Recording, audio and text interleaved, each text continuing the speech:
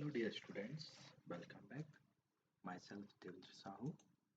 और आज अपन पढ़ने वाले हैं ट्रांसपोर्टेशन मॉडल का सेकंड मेथड, जो है हमारे पास लीस्ट कॉस्ट मेथड। ओके, हमने इससे पहले पढ़ी थी NWCR मेथड, और हमारे पास अब सेकंड मेथड है least cost method.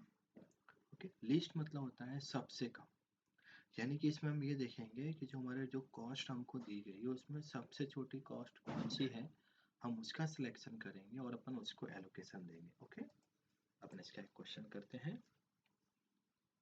Obtain an initial basic visual solution to the following transportation problem by least cost method या फिर मैट्रिक्स मिनिमा मेथड। इसका एक और नाम है हमारे पास मैट्रिक्स मिनिमा मेथड। ओके, सो कभी कभी क्वेश्चंस जो है हमारे पास मैट्रिक्स मिनिमा नाम से भी आता है या फिर कभी कभी लीस्ट कॉस्ट नाम से भी आता है। अगेन ये क्वेश्चंस मेरे पास एक दिया गया है D1 D2 D3 D4, ये डिमांड सेंटर है मेरे पास। इसकी डिमांड 30, ये 60, ये 70 और ये 40। ये मेरे पास वेयर हाउसेस बोल सकते हैं, अपन फैक्ट्री बोल सकते हैं, जिनकी कैपेसिटी है 70, 50 और 80। ओके, और ये जो होती है हमारे पास, ये होती है ट्रांसपोर्टेशन कॉस्ट, कि अगर हमने कुछ प्रोडक्ट मंगाया है R1 से तो हमको 5 रुपीज़ कॉस्ट पे करना है।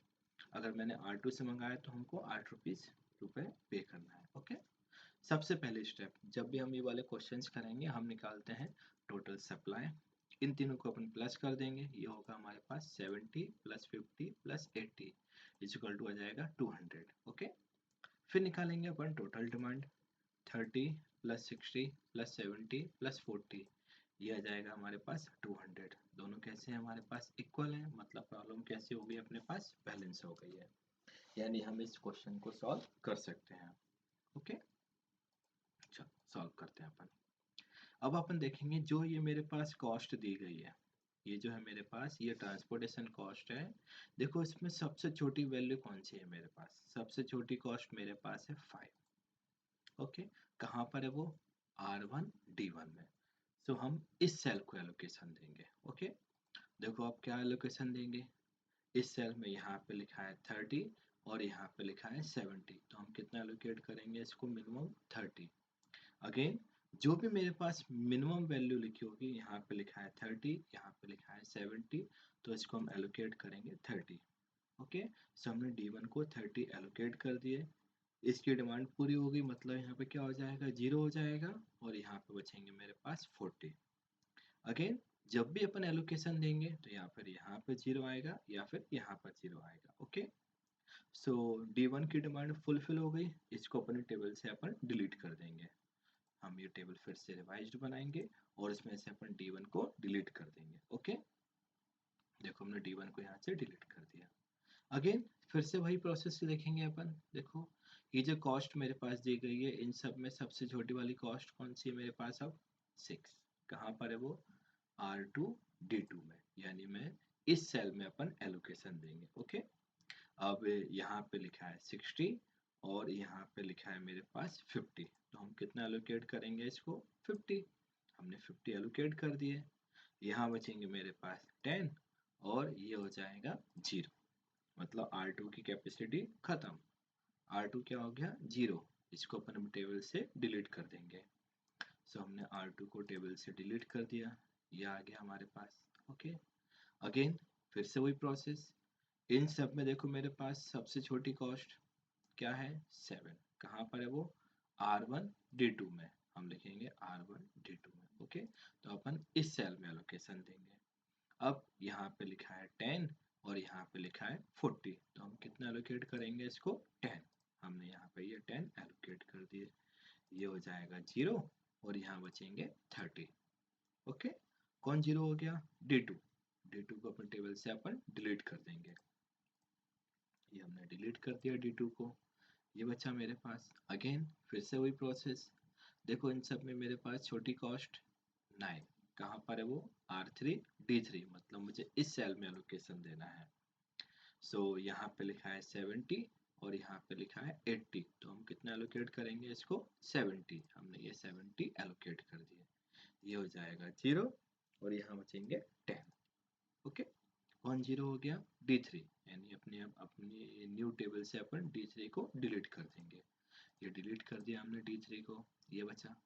मेरे पास दो ही कॉस्ट है 10 और 11। देखो इसमें स्मॉलेस्ट कॉस्ट कौन सी है अपने पास 10, मतलब मुझे इस सेल में एलोकेशन दूंगा मैं R1 D4 में। यहाँ पे लिखा है 40, यहाँ पे लिखा है 30, तो इसको अपन 30 एलोकेट कर देंगे। हमने यहाँ पे 30 एलोकेट कर दिए, यहाँ बचेंगे 10 और ये हो जाएगा 0। कौन 0 हो गया R1।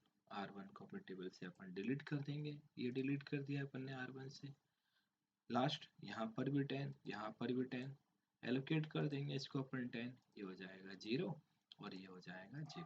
देखो अगेन बताया था मैंने, हमने पहले ही वेरीफाई कर दिया जितनी डिमांड है उतनी मेरे पास सप्लाई है, तो लास्ट में मेरे पास यहाँ पर भी 0 आना चाहिए और यहाँ पर भी 0 आना चाहिए। अगर ऐसा नहीं है यानी कहीं पर आपने गलती की है। ओके, अब जहाँ जहाँ हमने एलोकेशन दिए थे हम उसको एक बार कंबाइन कर लेंगे पूरी टेबल में। So complete initial basic visual solution और लीस्ट कॉस्ट मेथड से, ये हमारे पास टेबल, हमने जहाँ जहाँ एलोकेशन दिए वो अपन लिख लेंगे। हमने यहाँ पे 30 दिए थे, यहाँ पे 50 दिए, यहाँ पे 10, यहाँ पे 70, यहाँ पे 30, यहाँ पे 10। ओके, अब इसको एक बार अपन वेरीफाई कर सकते हैं। देखो आप 30 30, 10 प्लस 50 60, 70 70, 30 प्लस 10 40। ओके, आप ऐसे में भी वेरीफाई कर सकते हैं रो वाइज भी। 30 प्लस 10 40 प्लस 30 70, 50 50, 70 प्लस 10 80। ओके, अब निकालना है हमको ट्रांसपोर्टेशन कॉस्ट। सो ये मेरे पास है कॉस्ट और ये दिए मैंने एलोकेशंस, इन दोनों का अपन मल्टीप्लाई कर देंगे। क्या हो जाएगा ये 30 into 5 plus 10 into 7 plus 30 into 10 plus 50 into 6 plus 70 into 9 plus 10 into 11, और इसका अपन मल्टीप्लाई कर देंगे और इन सबको अपन प्लस कर देंगे। सो ये आ जाएगा अपने पास 1560, ये आ गया हमारे पास आंसर।